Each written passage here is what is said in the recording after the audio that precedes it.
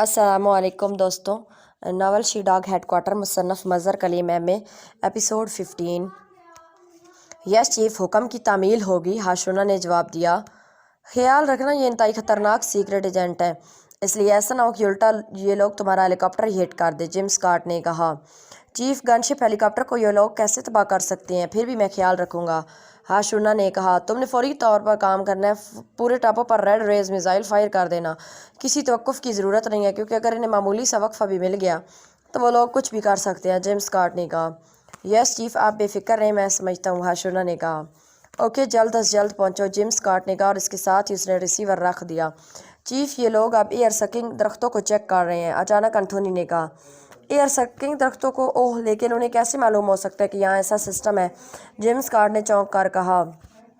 उन्हें किसी तरह मालूम हो गया है चीफ। देखे, एक आदमी दरख्त पर चढ़ रहा है जबकि बाकी नीचे मौजूद है, और वो दरख्तों को हाथ मार मार कर चेक कर रहे हैं, एंथोनी ने कहा। तो जिम स्कॉट ने सामने रोशन स्क्रीन की तरफ देखा, और इमरान और उसके साथी वाकई इन दरख्तों के करीब मौजूद थे, जिनको अंदर से ख़ास टेक्नोलॉजी की मदद से खोखला करके उनके ज़रिए हेडक्वार्टर के लिए ताज़ा हवा का बंदोबस्त किया गया था।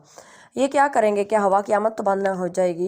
जेम्स कार्ड ने कहा। नहीं चीफ, ऐसा मुमकिन नहीं है, क्योंकि नीचे इंतहाई हैवी पावर की एयर सकिंग मशीन काम कर रही है। दरख्त तो सिर्फ इस पॉइंट को छुपाने के लिए हैं, ये ज़्यादा से ज़्यादा दरख्त काट देंगे, तब भी हवा तो ना रुक सकेगी, एंथोनी ने कहा। ओह हाँ, ऐसा ना हो कि ये बेहोश कर देने वाली गैस अंदर फेंक दें, जेम्स कार्ड ने कहा।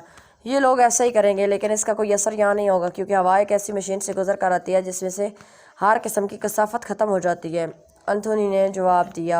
और जेम्स कार्ड ने इत्मीनान का सांस लिया, लेकिन फिर थोड़ी देर बाद जब उसने SV-3120 मैगज़ीन को रस्सी से बंद देखा तो वह बेख्तियार उछल पड़ा। इमरान उसे एक मखसूस अंदाज में बंद में मसरूफ़ था। ये क्या कर रही है एंथोनी? जेम्स कार्ड ने कहा। एक मिनट चीफ, मैं अभी आता हूँ, एंथोनी ने कहा, और उठकर वो तेज़ी से इस शीशे वाले कैबिन से बाहर चला गया। थोड़ी देर बाद वो वापस आया तो उसके चेहरे पर कदरे इत्मीनान के तासुरात नुमायाँ थे। मैंने स्पेशल मशीन ऑन कर दी है, अब ये मैगज़ीन हमारा कुछ नहीं बिगाड़ सकती, एंथोनी ने कहा। लेकिन ये क्या करना चाहते हैं? जेम्स कार्ड ने कहा। चीफ, जहाँ तक मैं समझा हूँ, ये इस मैगज़ीन को इन दरख्तों के खोखले हिस्से में अंदर लटका कर फायर करना चाहते हैं, ताकि इन्हें हेडक्वार्टर में दाखिल होने का रास्ता मिल जाए, और हो सकता है कि पहले ये बेहोश कर देने वाली गैस फायर करें। इसलिए मैं गया था और मैंने स्पेशल मशीन ऑन कर दिया। अगर ये ऐसा करें भी सही, सिवाय धमाके के और कुछ ना होगा, एंथोनी ने कहा। और जेम्स कार्ड ने इस बात में सारे ला दिया। फिर थोड़ी देर बाद जब मशीन से हल्की सी सीटी की आवाज़ सुनाई दी और एक बल्ब तेज़ी से जलने बुझने लगा तो एंथोनी बेख्तियार चौंक पड़ा। चीफ, उन्होंने बेहोश करने वाली गैस फायर की है, जो ख़त्म हो गई है। ये अभी का कॉशन है, एंथोनी ने कहा। तो जेम्स कार्ड ने इस बात में सर हिला दिया। फिर थोड़ी देर बाद इमरान और उसके साथी इन दरख्तों से काफ़ी दूर हटते चले गए। इमरान के हाथ में रस्सी का बंडल था, जिसे वो साथ साथ खोलता जा रहा था। ओहो, अब मैं समझ गया, ये कोबरा ट्रैप के ज़रिए मशीन गन को बांधकर मैगज़ीन को फायर करना चाहते हैं। ये वाकई इंतहाई ज़हीन लोग हैं, वरना फायर करने वाला खुद कभी न बच सकता, जेम्स कार्ड ने कहा। कुछ भी कर ले, बहरहाल ये हेडक्वार्टर में दाखिल नहीं हो सकते, एंथोनी ने कहा। फिर थोड़ी देर बाद इमरान और इसके साथी दरख्तों से काफ़ी फासले पर पहुंच गए। फिर इमरान ने इस ज़ख्मी औरत को रस्सी पकड़ा दी और इस औरत ने रस्सी को झटका देकर खींचा, और दूसरे लम्हे खौफनाक धमाके और गड़गड़ाहट की आवाज़ें सुनाई दी, और इसके साथ ही स्क्रीन पर भी एक झमाका हुआ और स्क्रीन तारीक हो गई। पूरा हेडक्वार्टर इस तरह लर्जने लगा जैसे खौफनाक ज़लज़ले की जद में आ गया हो। ओहो, ये क्या हो गया है? ये क्या हो गया? जिम स्कॉट ने हिज़ियाने अंदाज में चीखते हुए कहा।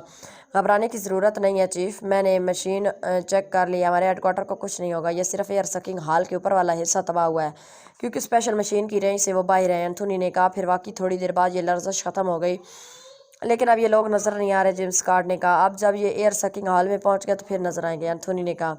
ओ, वहाँ से ये अंदर ना जाएं, जेम्स कार्ड ने कहा। नहीं चीफ, मैं उनके इस्तकबाल के लिए तैयार हूँ, मैं उन्हें फौरी तौर पर रेड सेक्शन हॉल में पहुँचा दूँगा, और साथ ये मफलूज भी हो जाएंगे। उसके बाद कोई मसला नहीं रहेगा, सिर्फ उन्हें गोलियाँ मारनी पड़ेंगी और बस, एंथोनी ने कहा। ओह वेरी गुड, अगर ऐसा हो जाए तो इन शैतानों से पीछा छूट जाएगा, जेम्स कार्ड ने कहा। और एंथोनी ने इस बात पे सर हिला दिया।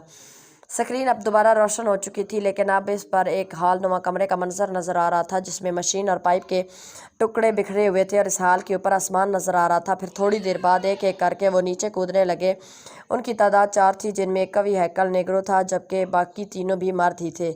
ओह, एक मर्द और 2 औरतें ऊपर रह गई। और वो क्यों नहीं आए? जेम्स कार्ट ने कहा। वो ज़ख्मी है चीफ, इसलिए कूद नहीं सकते, उन्हें ये रेड मिसाइल ख़त्म कर देंगे, एंथोनी ने कहा। और तेज़ी से उसने मशीन को ऑपरेट करना शुरू कर दिया। कूदने वाले जो यकीनन इमरान और उसके साथी थे अब हाल में घूम रहे थे। अचानक हाल का फर्श दरमियान से खुल गया। वो लोग जो इस वक्त तकरीबन दरमियान में ही थे, अचानक फर्श खुल जाने से वो हाथ पैर मारते हुए नीचे गिर गया और इसके साथ ही फर्श तेज़ी से वापस आकर बंद हो गया। अब हाल पहले की तरह खाली था। एंथोनी तेज़ी से मशीन को ऑपरेट करना शुरू कर दिया। चंद लम्हों बाद स्क्रीन पर धमाके से मंजर उभरा। ये एक हाल कमरे का मंजर था जिसमें नेगरोस में 2-4 टेढ़े मेढ़े अंदाज में आदमी पड़े हुए थे। ये मफलूज हो चुके हैं चीफ, एंथोनी ने एक डायल की तरफ देखते हुए कहा। हाँ मैं देख रहा हूँ, लेकिन ये कितनी देर तक मफलूज रहेंगे? जिम स्कॉट ने कहा। कम से कम 4 घंटे, एंथोनी ने कहा। ठीक है, काफ़ी वक्त है, जिम स्कॉट ने जवाब दिया। क्या आप उन्हें फौरी गोली नहीं मारना चाहते? एंथोनी ने हैरान होकर पूछा। मुझे उनके ऊपर रह जाने वाले साथियों की फिक्र है। ये तो मफलूज है और रेड सेक्शन में बंद है, वहाँ से ये किस सूरत निकल ही नहीं सकते। इन्हें तो जब चाहो हलाक किया जा सकता है। इन ऊपर वालों का पहले बंदोबस्त करना चाहिए, क्योंकि बहरहाल ये सीक्रेट सर्विस के ही मेंबर्स हैं, जेम्स स्कॉट ने कहा। हाशुना को यहाँ पहुँचने में तो बहरहाल 3-4 घंटे लग ही जाएंगे, बल्कि हो सकता है कि इससे भी ज़्यादा वक्त लग जाए। एंथोनी ने कहा। क्या ऐसा नहीं हो सकता कि तुम इस हाल से 10-12 मुसल्लह अफराद को बाहर भेजो जो ऊपर मौजूद अफराद को हलाक कर दें? जिम स्कॉट ने कहा। लेकिन इससे पहले कि एंथोनी कोई जवाब देता, अचानक सीटी की हल्की सी आवाज़ सुनाई दी और एंथोनी और जेम्स स्कॉट दोनों चौंक पड़े। ओह, फिर एयर सकिंग हाल में कोई कूदा है, एंथोनी ने कहा और तेजी से मशीन के मुख्तलिफ बटन प्रेस करने शुरू कर दिए। दूसरे लम्हे स्क्रीन पर झमाकते हुए फिर इस पर एयर सकिंग हाल का मंजर आने लगा। वहाँ एक मर्द और 2 औरतें मौजूद थी, वो तीनों ज़ख्मी थे। ये किस तरह कूदे होंगे? ये तो अच्छे खासे ज़ख्मी हैं, जिम स्कॉट ने हैरत भरे लहजे में कहा। ये लोग अपनी जानों पर खेल जाते हैं, मैं इन्हें इनके साथियों के पास पहुँचा दूँ, एंथोनी ने कहा और उसने एक बार फिर मशीन के बटन ऑपरेट करना शुरू कर दिए। चंद लम्हों बाद जब वो तीनों हाल कमरे में घूमते हुए दरमियान में पहुँचे तो एंथोनी ने एक बटन दबाया और उसके साथ ही हाल का फर्श यकलख दरमियान से खुल गया और वो तीनों भी हाथ पैर मारते हुए एक लम्हे में नीचे गिर कर स्क्रीन से गायब हो गए। फर्श दोबारा बराबर हो चुका था। एंथोनी तेज़ी से मुख्तलिफ बटन प्रेस कर रहा था। थोड़ी देर बाद धमाके से स्क्रीन पर मंजर बदल गया और अब कमरे में वो तीनों ज़ख्मी भी टेढ़े मेढ़े अंदाज में अपने दूसरे साथियों के साथ पड़े हुए थे। ये भी मफलूज हो चुके हैं चीफ, अब तो आप मुतमिन है ना? एंथोनी ने फातहाना लहजे में कहा। हाँ, तुमने वाकई बेमिसाल कारकर्दगी दिखाई है, वेरी गुड। अब ये शैतान बच कर नहीं जा सकते, लेकिन एक बात मेरी समझ में नहीं आ रही कि इतनी बुलंदी से गिरने के बावजूद ये लोग सही सलामत फर्श पर पड़े हुए, जबकि इनकी हड्डियाँ टूट जानी चाहिए थी। जिम स्कॉट ने कहा। चीफ, रेड सेक्शन के फर्श पर दबेज रबड़ की तह चढ़ी हुई है, क्योंकि इस सेक्शन में इलेक्ट्रोग्राफ प्लेट्स पर काम किया जाता है, इसलिए रबड़ की तह ज़रूरी होती है और रबड़ की तह की वजह से उन्हें गिरते हुए कोई चोट नहीं आ सकती, एंथोनी ने जवाब देते हुए कहा। ओह, तो ये बात है, मुझे इस बारे में मालूम नहीं था, इसलिए मैंने उनकी हालत स्क्रीन पर देखकर हैरान हो गया, क्योंकि जिनकी हड्डियाँ टूट जाती हैं वो इस अंदाज में पड़े ना होते। जिम स्कॉट ने कहा। बॉस, आशुना को तो अब हमें रोकना पड़ेगा, अचानक एंथोनी ने कहा। अरे हाँ, अब इस आशुना को रोकना पड़ेगा, वरना वो यहाँ रेड मिसाइल फायर कर देगा और अब उल्टा हेडक्वार्टर को ही खतरा लाक हो जाएगा, क्योंकि एयर सकिंग वे खुल चुका है। जेम्स स्कॉट ने चौंकते हुए कहा। मैं ट्रांसमीटर पर उससे रब्ता कराता हूँ आपका, एंथोनी ने कहा। फिर मशीन को ऑपरेट करना शुरू कर दिया। उसने माइक हाथ में लेकर इसका साइड बटन ऑन किया।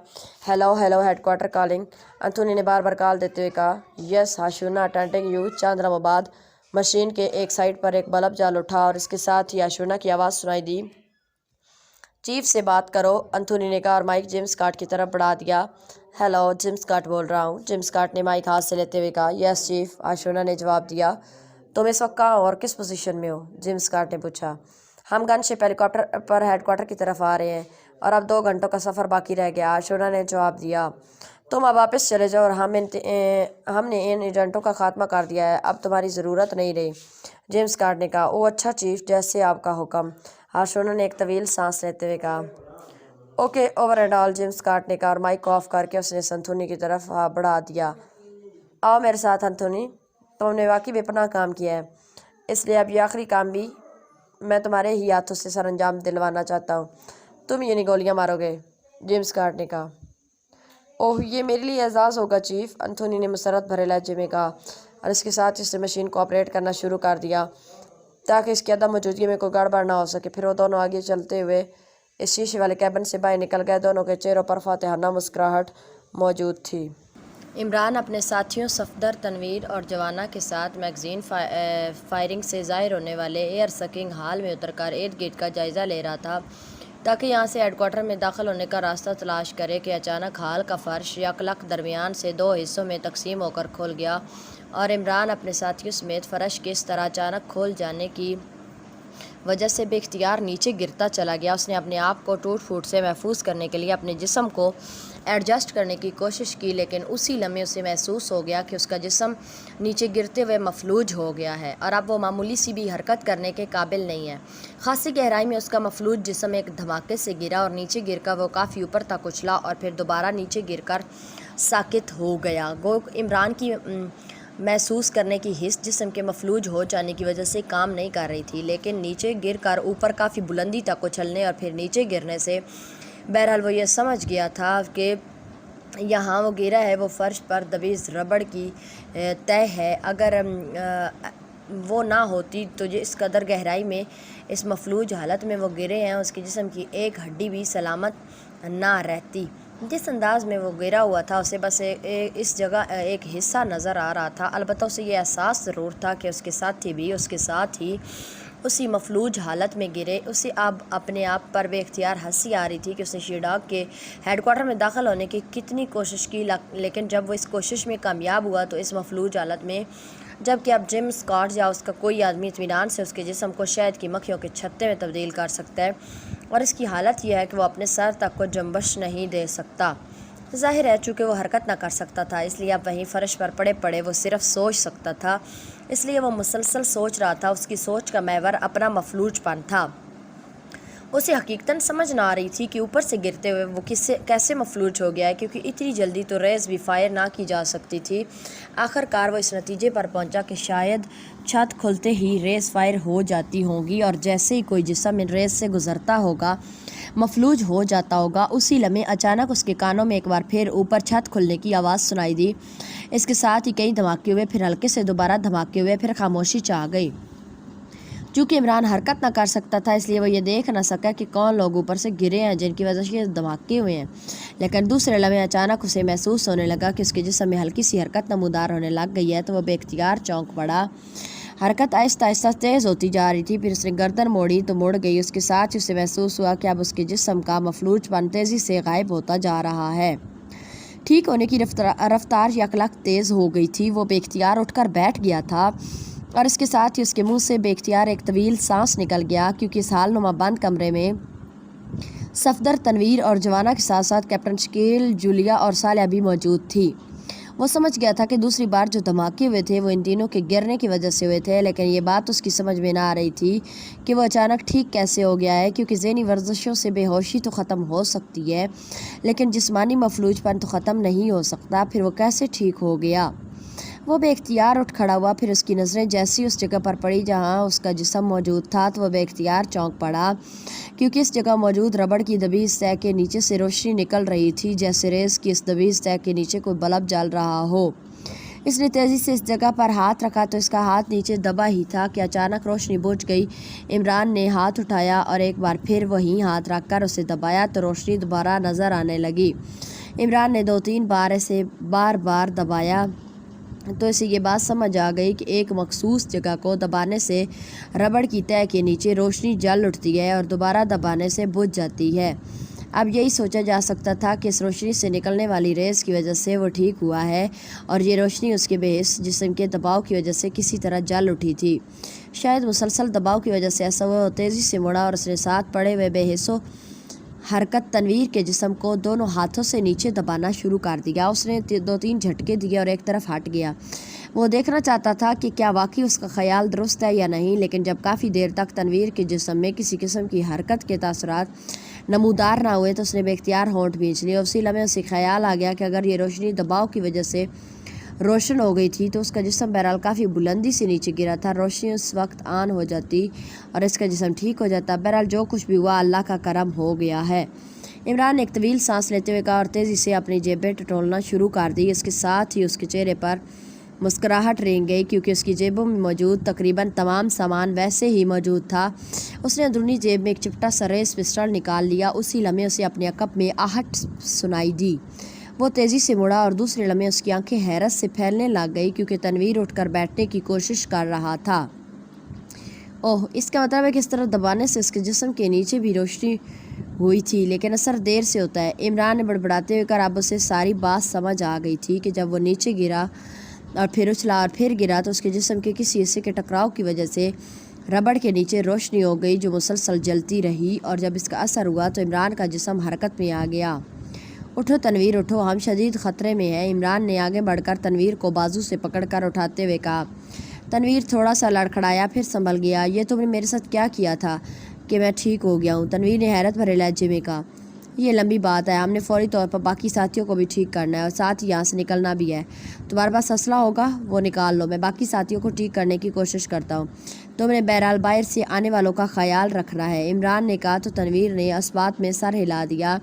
پھر اس نے اپنی جیبوں کی تلاشی لینا شروع کر دی، پھر اندرونی جیب سے اس نے مشین پسٹل نکال کر ہاتھ میں پکڑ لیا، جبکہ عمران ریس پسٹل کو جیب میں ڈال کر آگے بڑھا، اور اس نے جس طرح تنویر کے جسم کو جھٹکوں سے دبایا تھا اسی طرح اس نے صفدر اور جوانا کے ساتھ کیا، اور پھر اس سے پہلے کہ وہ کیپٹن شکیل کی طرف بڑھتا اچانک کٹک کی آواز سنائی دی، اور اس کے ساتھ ہی سامنے دیوار میں ایک دروازہ نمودار ہوا تو عمران اور تنویر بجلی کی سی تیزی سے دروازے کی سائیڈوں میں ہوتے چلے گئے۔ دروازہ کھلا اور پھر یکے بعد دیگرے مشین گنوں سے مسلح 2 آدمی اندر داخل ہوئے۔ ان کے اندر داخل ہوتے ہی عمران اور تنویر بھوکے عقابوں کی طرح ان پر چپٹ پڑے۔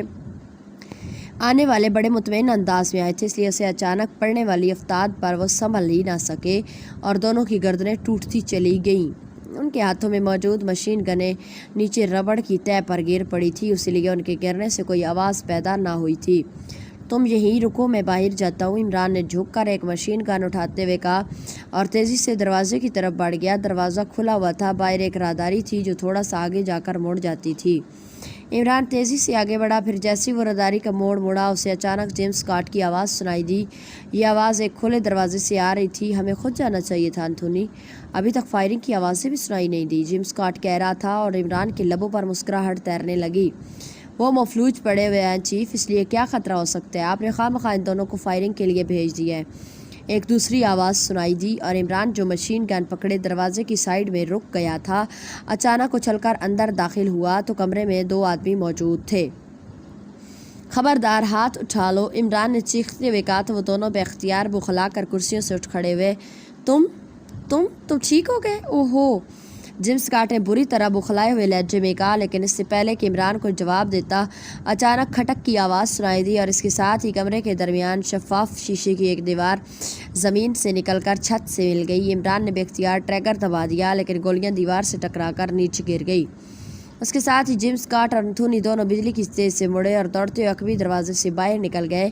عمران بھی تیزی سے مڑا اور اسی تیزی سے دروازے سے باہر نکلا اور پھر راہداری میں آ گیا، لیکن دوسرے لمحے وہ دیکھ کر بے اختیار اچھل پڑا کہ راہداری آگے سے بند ہو چکی تھی۔ عمران تیزی سے مڑ کر واپس اسی کمرے کی طرف دوڑا جہاں سے وہ آیا تھا، اور جب وہ واپس کمرے میں پہنچا تو تنویر کھڑا تھا، جبکہ باقی ساتھی ویسے ہی بے حس پڑے ہوئے تھے۔ کیا ہوا؟ تنویر نے چونک کر پوچھا، لیکن اسی لمحے عمران کے عقب میں سرر کی آواز سنائی دی اور اس کے ساتھ ہی وہ دروازہ غائب ہو گیا۔ اب وہاں پہلے کی طرح ٹھوس دیوار تھی، اور اس کے ساتھ ہی اس حال کی ایک دیوار کے ایک حصے سے دودھیا رنگ کا دھواں سا نکلنے لگا۔ سانس روک لو تنویر اور نیچے گر جاؤ، عمران نے آہستہ سے کہا، اس کے ساتھ اس نے سانس روک لیا، پھر اس نے اس طرح نیچے گرنا شروع کر دیا جیسے وہ بے ہوش ہو رہا ہو۔ تنویر بھی نیچے گرا، دھواں چند لمحوں تک نکلا پھر یکلک غائب ہو گیا۔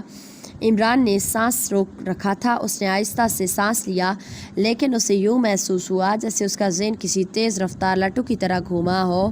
اس نے فوراً ہی دوبارہ سانس روک کر اپنے آپ کو کنٹرول میں رکھنے کی کوشش کی، لیکن بے سود، اس کا ذہن مسلسل گھومتا چلا گیا۔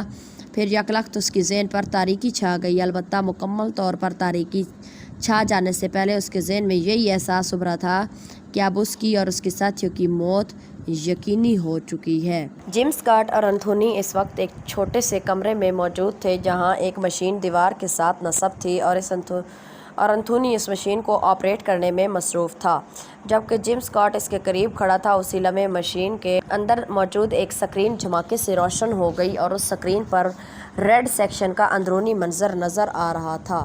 ان پر حملہ کرنے والا عمران اس وقت اس ریڈ سیکشن میں دوڑ کر داخل ہوا تھا جہاں اس کا ایک ساتھی بھی ٹھیک حالت میں کھڑا تھا، اس کے ہاتھ میں ایک مشین پسٹل تھا۔ اوہو، یہ واپس پہنچ گیا، انتھونی نے کہا، اور اس کے ساتھ ہی اس نے تیزی سے مشین کے کئی بٹن پریس کر دیے۔ اس کے ساتھ ہی وہ دروازہ غائب ہو گیا جس سے عمران داخل ہوا تھا۔ انہیں ختم کر دو، ہلاک کر دو انہیں، یہ بدروئے ہیں، انہیں ہلاک کر دو، جیمز اسکاٹ نے چیختے ہوئے کہا، اور انتھونی نے منہ سے جواب دینے کے بجائے صرف اس بات میں سر ہلا دیا، پھر ایک بٹن پریس کر دیا۔ اس بٹن کے پریس ہوتے ہی سکرین پر نظر آنے والے منظر میں ایک دیوار سے دودھیا رنگ کے دھوئیں کی بھپکے سے نکلے اور پھر چند لمحوں بعد غائب ہو گئے۔ اس کے ساتھ ہی عمران اس کے ساتھی لڑکھڑا کر نیچے گرے اور ساقط ہو گئے۔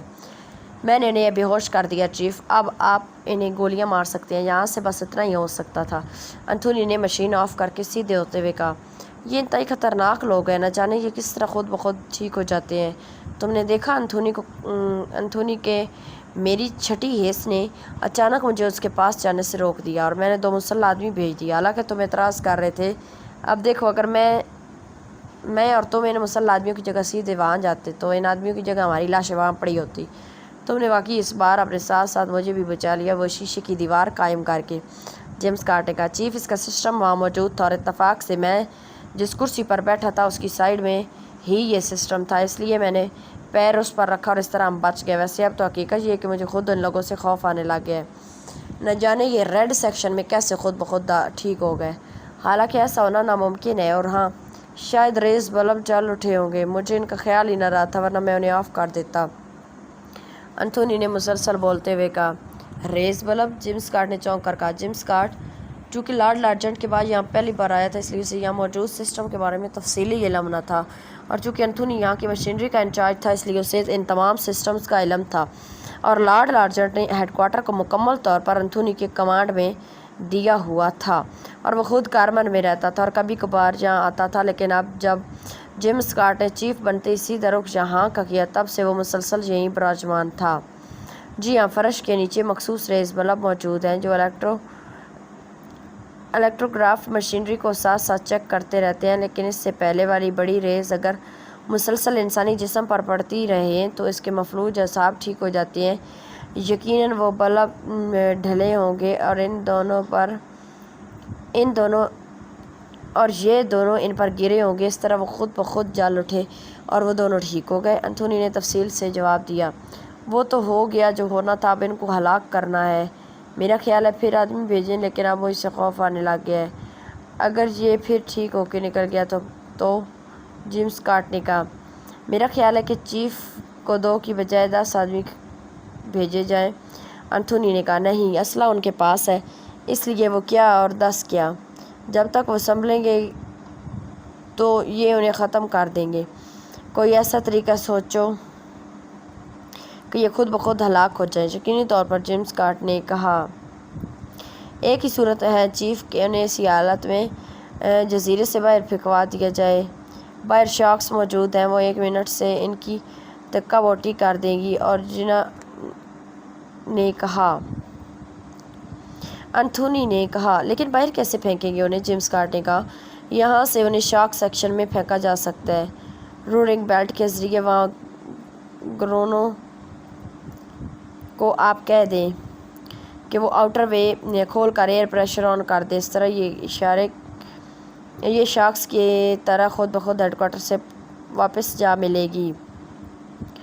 انتھونی نے کہا، لیکن کیا ہم انہیں دیکھ سکیں گے؟ جیمز کارٹ نے کہا، یس چیف، لیکن اس کے لیے ہمیں دوبارہ آپریشنل سیکشن میں جانا پڑے گا، کیونکہ یہ سارے سسٹم ہیں وہی جو کہ آپریٹ ہو سکتے ہیں کمپیوٹر کے ذریعے۔ نہ ہی انتھونی نے کہا، باہر کیسے پھینکے گے انہیں؟ جیمز کارٹ نے کہا، یہاں سے انہیں شارک سیکشنز میں پھینکا جا سکتا ہے، رولنگ بیلٹ کے ذریعے۔ وہاں گرونوں کو آپ کہہ دیں کہ وہ آؤٹر وے کھول کر ایئر پریشر آن کر دے، اس طرح یہ شارکس کی طرح خود بخود ہیڈ کوارٹر سے باہر پہنچ جائیں گے۔ انتھونی نے کہا، لیکن کیا ہم انہیں دیکھ سکیں گے؟ جیمز کارٹ نے کہا، یس چیف، لیکن اس کے لیے ہمیں دوبارہ آپریشنل سیکشن میں جانا پڑے گا، کیونکہ یہ سارے سسٹم وہیں سے آپریٹ ہو سکتے ہیں، یہاں تو صرف یہی مشین ہے ریس سیکشن کو آپریٹ کرنے کے لیے۔ انتھونی نے کہا، اوکے آؤ۔ جیمز کارٹ نے کہا تو انتھونی نے سارے لایا، پھر وہ دونوں تیز تیز قدم اٹھاتے بیرونی دروازے کی طرف بڑھتے چلے گئے۔ میں کیسے خود بخود ٹھیک ہوں گے؟ حالانکہ ایسا ہونا ناممکن ہے، اور وہاں شاید ریس بلب جل اٹھے ہوں گے، مجھے ان کا خیال ہی نہ رہا تھا، ورنہ میں انہیں آف کر دیتا۔ تنویر سانس روکے فرش پر پڑا ہوا تھا، لیکن مسلسل سانس روکے۔ جب اس کا سینہ پھٹنے کے قریب ہو گیا تو بے اختیار اس نے سانس لیا، لیکن جب سانس لینے کے باوجود اس کے ذہن پر کسی قسم کا اثر نہ ہوا تو اس نے مسلسل سانس لینا شروع کر دیا۔ پھر چند لمحوں بعد جب اس کا سانس نارمل ہوا تو اس نے گردن موڑی اور عمران کی طرف دیکھا، لیکن عمران کو آنکھیں بند کیے بے سو حرکت پڑے دیکھ کر وہ چونک پڑا۔ عمران آپ سانس لے لو۔ اب گیس کا اثر نہیں ہے۔ تنویر نے آہستہ سے کہا، لیکن جب عمران کے جسم میں کوئی حرکت نہ ہوئی تو تنویر یکلخت اٹھ کر بیٹھ گیا۔ اس نے تیزی سے عمران کو جھنجھوڑا، لیکن عمران واقعی بے ہوش ہو چکا تھا۔ اوہ ویری بیڈ، اسے تو مجھ سے بھی زیادہ دیر تک سانس روکنے کی پریکٹس ہے، تنویر نے بڑبڑاتے ہوئے کہا۔ پھر اس سے پہلے کہ وہ مزید کچھ سوچتا، اچانک سرر کی تیز آواز سنائی دی اور تنویر بجلی کی تیز سے فرش پر لیٹ گیا، کیونکہ سرر کی آواز وہ سمجھ گیا تھا کہ اس ہال کا کوئی دروازہ کھل رہا ہے جس سے کچھ لوگ اندر آ رہے ہوں گے۔ اس نے ان کے سامنے بے ہوش ہونے کی اداکاری کرنی ہے تاکہ اچانک ان پر حملہ کیا جا سکے، لیکن جب دوسرے لمحے اچانک پورے ہال کے فرش نے تیز حرکت کی تو وہ بے اختیار چونک پڑا۔ سرر کی تیز آواز سے سامنے والی دیوار غائب ہو گئی تھی اور اب وہاں ایک دیوار باندھ راہداری سے نظر آ رہی تھی، اور فرش اس قدر تیزی سے اور مخصوص انداز میں حرکت کر رہا تھا کہ تنویر سمیت اس کے سب ساتھی بے ہوشی کے حالت میں پڑے ہوئے تھے۔